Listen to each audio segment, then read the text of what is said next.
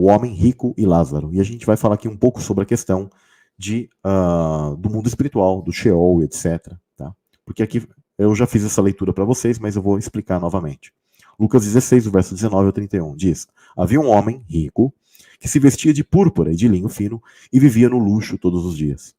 Diante do seu portão fora deixado um mendigo chamado Lázaro, coberto de chagas. Tá? Aqui a palavra Lázaro, tá, significa aquele que depende de Deus. Tá? O termo, aquele que depende de... E esse rico, ele é em outras palavras, não é que o rico é do mal, gente, você ter dinheiro é do mal. Mas esse homem rico, você percebe que ele é o quê? Era pedante, né? Ele achava que tudo estava na força do quê? Dos seus bens, daquilo que ele tinha neste mundo. Tá? Era alguém que se vestia de linho, etc. Já o outro, ele era alguém que não tinha acesso às outras coisas, mas o nome dele, Lázaro, tá? Não tem nada a ver com o Lázaro lá que Jesus citou, mas significa aquele que depende de ajuda de Deus. Tá? E aí diz, este ansiava comer o que caía da mesa do rico. Tinha poucas condições. Em vez disso, os cães vinham lamber as suas feridas. Chegou o dia em que o mendigo morreu. Mas ele era alguém justo, mesmo com as dificuldades deste mundo. Olha que interessante, aqui tem dicas do mundo espiritual, né? E os anjos o levaram para junto de Abraão. Os anjos o levaram. O rico também morreu e foi sepultado.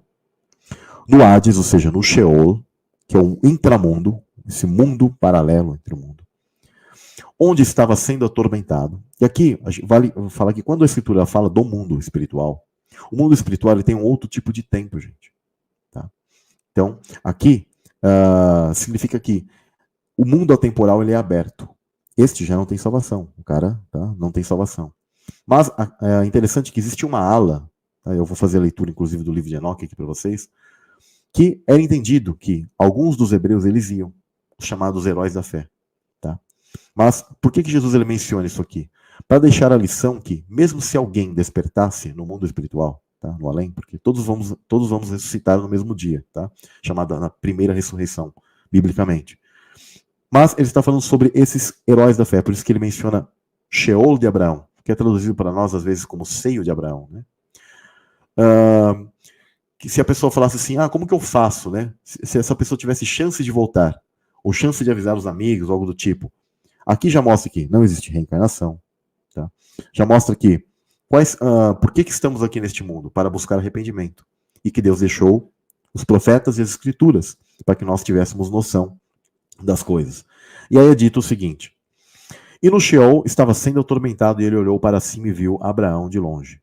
Tá? E com Lázaro ao seu lado. Ou seja, aquele mesmo, né? Deus está querendo mostrar a justiça, aquele que dependia de Deus, era pobre neste mundo, mas que ele, olha o que aconteceu com ele. E aí diz o seguinte: então chamou o pai Abraão, tem misericórdia de mim, e manda que Lázaro molhe a ponta do dedo na água e refresque a minha língua, porque estou sofrendo muito neste fogo. Mas Abraão respondeu: filho, lembre-se que durante sua vida você recebeu coisas boas, enquanto que Lázaro recebeu coisas más. Agora, porém, ele está sendo consolado aqui e você está em sofrimento. Aqui é interessante que é colocado, não porque o cara é rico, então por isso que ele vai para o Sheol, vai ter um fim terrível, né, ao fim de sua vida, não. Mas como que talvez ele recebeu essas coisas boas? Será que ele era um cara justo? Obviamente que não, né? A Bíblia, não há um julgamento equivocado nas coisas de Deus no fim de sua vida, entendeu? Então, sempre é correto. Se ele estava ali, ele teve, ou seja, Abraão disse assim, você teve suas coisas no mundo, você estava no bem bom, este já sofreu, só que hoje ele está aqui, no consolo, né? E aí ele diz o seguinte: e além disso, entre vocês e nós há um grande abismo, ou seja, algo intransponível. Não tem como ser atravessado, etc.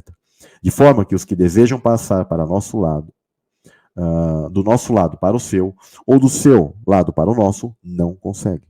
Ou seja, está mostrando que é impossível, uma vez pós-morte, ninguém vai poder atravessar, ninguém vai poder tentar mudar aquilo que foi consolidado neste mundo. Ele respondeu: então eu lhe suplico, aqui para simbolizar e mostrar que mesmo que a pessoa ela quisesse depois mudar, tá? Uma vez que já está julgada, é impossível.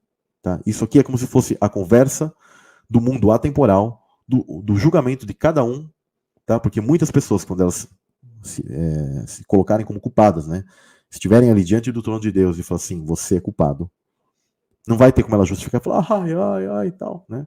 E é interessante que aí é colocado, manda Lázaro ir para a casa de meu pai, né? Pois tenho 5 irmãos. Deixa que eles os avise, a fim que eles não venham também para este lugar de tormento. Abraão respondeu, eles têm Moisés e os profetas, que os ouçam. Ou seja, Deus, neste mundo, ele já deu todas as formas possíveis, que elas são suficientes para que a pessoa volte para a verdade, para o arrependimento. O que é? Os profetas, ou seja, os homens de Deus, e, né, as escrituras. Por isso que ele fala, eles têm Moisés e os profetas, ou seja, aqueles que colocaram as escrituras para nós, e hoje as pessoas elas zombam. Um dia elas não terão retorno, né? Podem zombar hoje, né? O pessoal me xinga, zomba, talvez xinga você, zomba de cada um de nós, né? Nós que buscamos ou que estamos preocupados com essa questão, né? Da Bíblia, etc., de buscar a Deus, mas um dia não terão retorno. E ele diz, não, pai Abraão, disse ele, mas se alguém dentre os mortos fosse até eles se arrependeriam. Aqui simboliza a figura de Cristo, porque Cristo já fez isso, tá? Cristo já fez esse ato, mesmo assim, as pessoas não acreditam.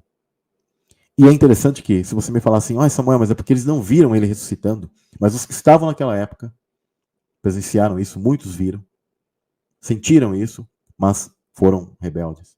A mesma coisa, Deus sabe que, mesmo se Jesus ele ressuscitasse aqui perante muitos, muitos ainda assim escolheriam o caminho do mal. Deus ele sabe disso. Por isso que aquilo que já foi colocado na palavra já é o suficiente para que as pessoas tenham o seu julgamento, né?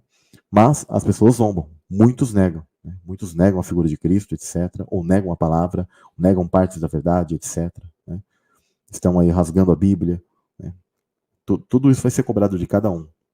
E aí Abraão respondeu, se não ouvem a Moisés e os profetas, tampouco se deixarão convencer, ainda que ressuscite alguém dentre os mortos. Olha que profundo, que interessante essa analogia, tá? Essa analogia dessa parábola. E Jesus ele deu esse tipo de analogia porque era conhecido para eles que existia a questão do mundo espiritual. No livro de Enoque, no capítulo 22, verso 9 a 22, tem uma visão do mundo atemporal, onde existem as 3 alas do mundo espiritual que existia até na época de Jesus. Hoje só existem 2, tá, pessoal? Mas até aquela época existiam 3 alas. Tá? Porque uma das alas ela foi levada com Cristo.